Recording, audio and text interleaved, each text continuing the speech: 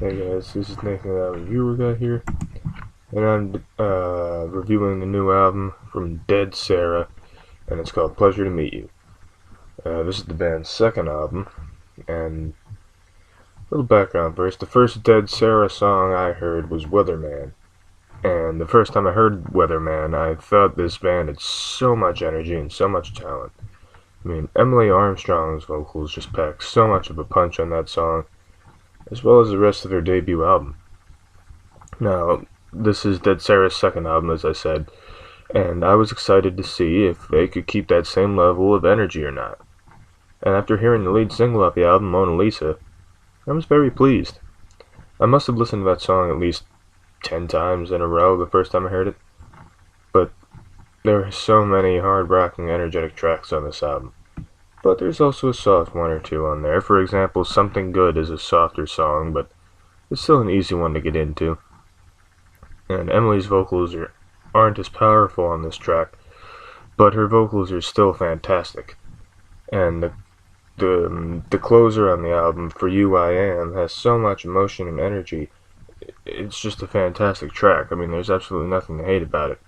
And there are other good songs like Suicidal, very energetic way to open up the album. Radio 1-2, it's a bit of a catchy one, as well as Greaser and Feel Right at Home, pretty good as well.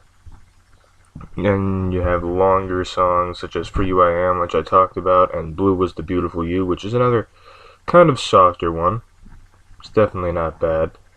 And you have other catchy ones like Mr. Mister and Lovesick, which have a lot of energy and such.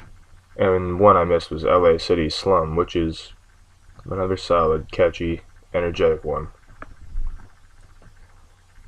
But overall, there's really nothing to hate about this album. I mean, it's full of energy, it's full of emotion, full of heart, full of talent. This is just a total package right here. It's all a rock fan could ask for in an album.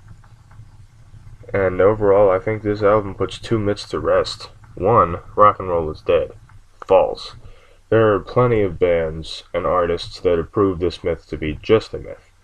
Bands like Royal Blood, Crowbot, We Are Harlot, and Dead Sara. And two, women don't make good rock singers. Yeah, this one's a bit ridiculous since we have people like Lita Ford from the Runaways and Nancy Wilson from Heart that prove that women do make good rock singers. And even modern day female rock singers like Taylor Momsen of The Pretty Reckless and Lizzie Hale of Hailstorm. But believe it or not, there are some people out there that believe women don't belong in the rock world. At least in the vocalist department. But regardless of that, Emily Armstrong is a fantastic vocalist. She has a lot of energy and a lot of heart. And that can be said for the rest of the band as well. I'm always excited when a modern rock and roll album comes out because I'm usually impressed with them. And, well, let's just say this album, definitely no exception. This was well done, well put together. I have no complaints. While I do enjoy every song on this album, I do enjoy some more than others. I have favorites: Suicidal, Mona Lisa, Something Good, Radio 1-2, Greaser, Feel Right at Home, For You I Am. This album is the first album of 2015 that I'm giving this to, but it deserves it. 10 out of 10. It always feels so good giving albums that rating. But not every album can be perfect. But this one is. Nothing wrong with it at all, in my opinion. Well, what do you guys think of the album?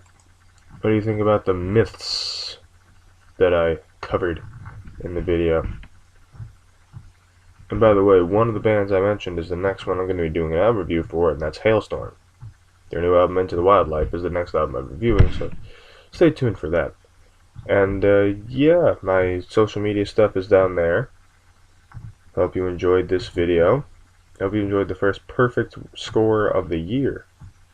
Maybe we'll have more. Maybe we won't. we'll see. Alright, that's all for this video. ThatAlbumReviewerGuy, signing off.